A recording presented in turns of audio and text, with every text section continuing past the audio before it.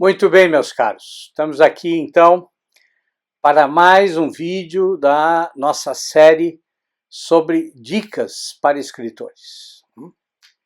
Bom, na semana passada eu mostrei como é fundamental criar um espaço e um período de tempo em que você possa estar sozinho, sem internet, sem família, sem distrações.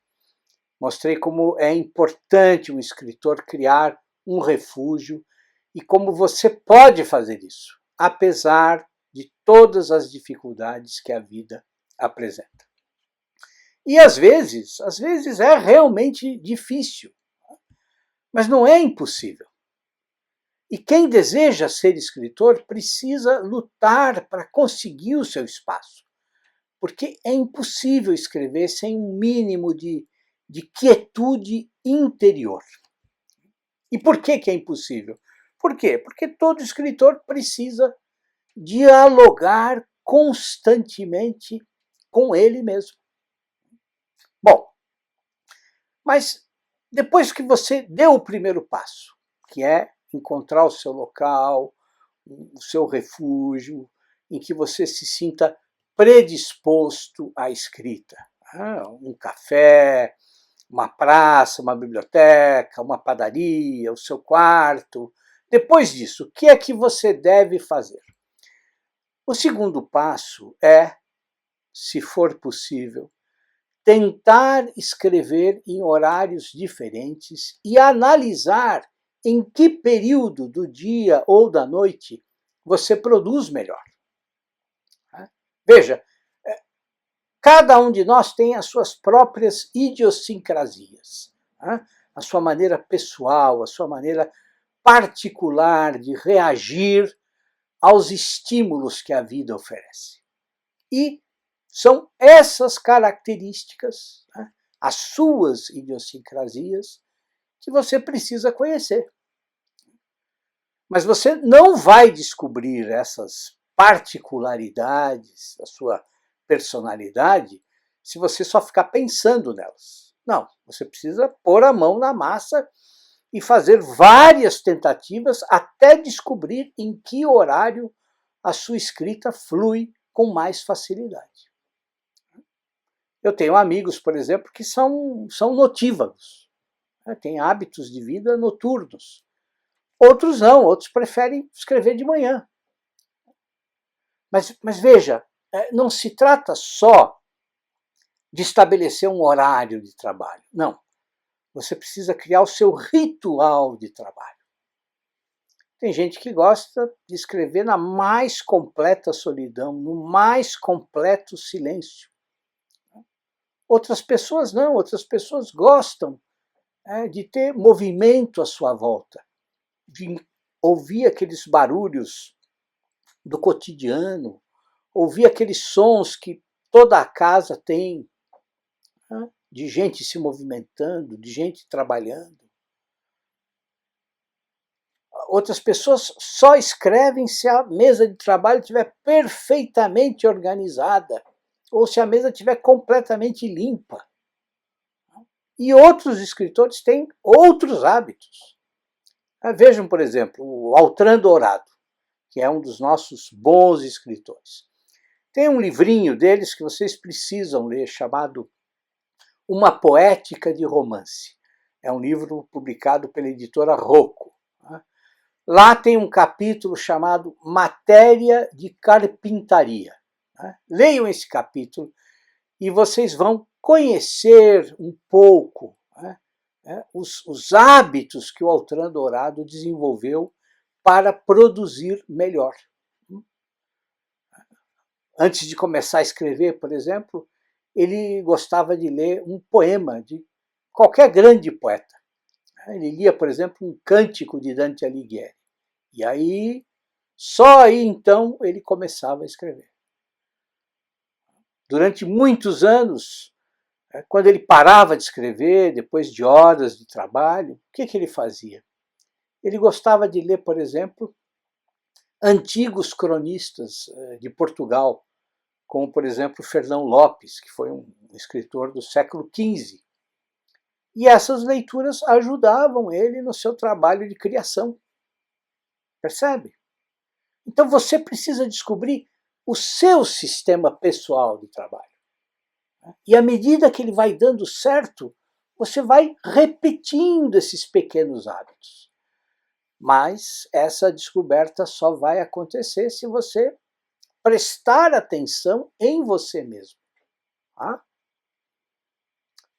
Outra coisa fundamental, principalmente para quem está começando agora. Comece devagar, né? Não queira produzir 30 páginas por dia, não. Comece com uma página por dia. E vá então aumentando gradativamente o seu volume de trabalho até descobrir qual a sua média ideal. Mas depois que você descobrir essa média, você precisa cumprir ela todos os dias. Claro, é evidente que você não vai escrever todos os dias da sua vida. É evidente que vão ocorrer intervalos de trabalho, às vezes longos intervalos.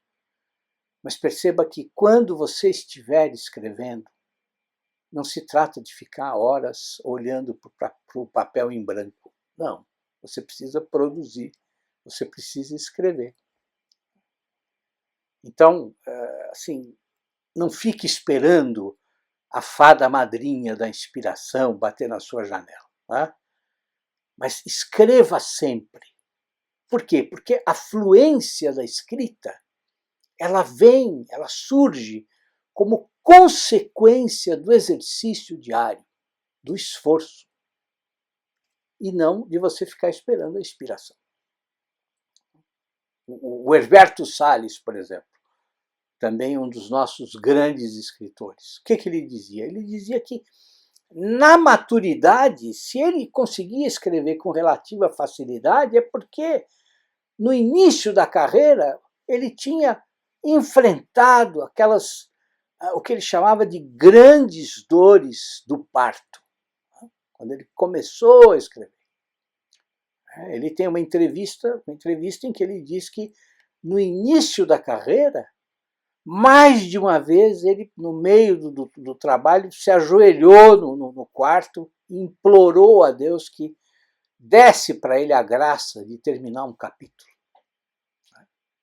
Agora, o que é que esses comportamentos, né, do Altran, do Herberto, de outros escritores, o que é que esses comportamentos mostram para nós? Mostram que nós precisamos encarar o exercício de escrever, né, sob uma perspectiva prática. Por quê? Porque muita gente não escreve, quer escrever, mas não escreve por absoluta timidez, por absoluta insegurança, porque fica pensando só nos limites que acredita ter. Agora, se você só ficar pensando nas suas dúvidas gramaticais, ou nas lacunas da sua formação intelectual, ou na sua insegurança em relação à qualidade dos textos que você escreve, bom, você nunca vai escrever nada. É claro que todos nós temos que procurar sempre o nosso aperfeiçoamento. É claro que todos nós vamos morrer sem saber tudo, é evidente. Né? Mas você precisa agir com sabedoria. Procure melhorar, principalmente lendo bons escritores.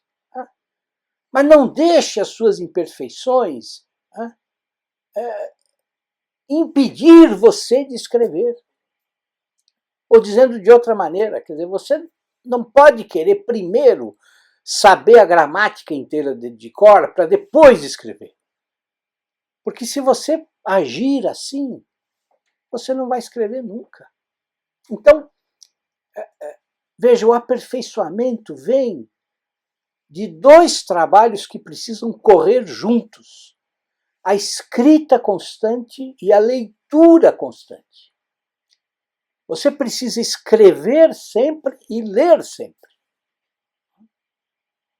Outra coisa que o Herberto Salles dizia, né, que ele, inclusive, diz nessa entrevista que ele aprendeu com outro ótimo escritor brasileiro, que é o Marques Rebelo. Ele diz o seguinte, que o bom escritor, né, quando se trata de escrever para o bom escritor, a escrita não é só bossa, ou seja, não é vocação só, não é só talento, não. Não, é aprendizado. Nós precisamos estar sempre lendo, estudando, aprendendo, sempre. E outra coisa, não tenham vergonha da própria preguiça. Por quê? Porque muitos escritores lutam a vida inteira contra a preguiça para estabelecer uma rotina disciplinada de trabalho. Muitos escritores. Muitos escritores lutam a vida inteira para criar o seu ritual. E ele precisa ser construído, e ele precisa ser descoberto. Então, compreenda que, em menor ou maior grau, todos nós somos preguiçosos. Mas os bons escritores, eles estão sempre lutando contra os hábitos que atrapalham a sua vontade, que atrapalham o seu desejo de escrever. Quando eu falo em disciplina, muita gente se assusta, acha a palavra muito pesada. Mas a verdade é essa.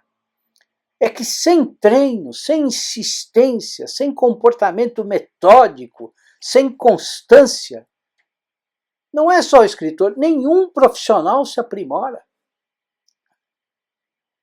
Na verdade, a disciplina, o que ela faz? Ela liberta a mente do escritor para aquilo que é mais importante, que é escrever. O escritor se prepara, repete o seu ritual, se sente dono do seu espaço, comanda aquelas horas em que ele vai escrever, em que ele vai dialogar consigo mesmo e cria. E depois de algum tempo cumprindo o seu ritual, você vai ver como a sua escrita vai fluir com mais facilidade. E quando o seu horário de trabalho terminar, quando você olhar para as páginas que vão estar cheias de palavras, o que vai acontecer? Você vai sentir uma sensação gratificante do dever cumprido. Vai experimentar uma grande sensação de conforto. Então, não esqueçam do que eu digo. A disciplina é a liberdade do escritor. Tá certo? É isso, meus caros. Até então o nosso próximo vídeo e um grande abraço para vocês. Tudo de bom.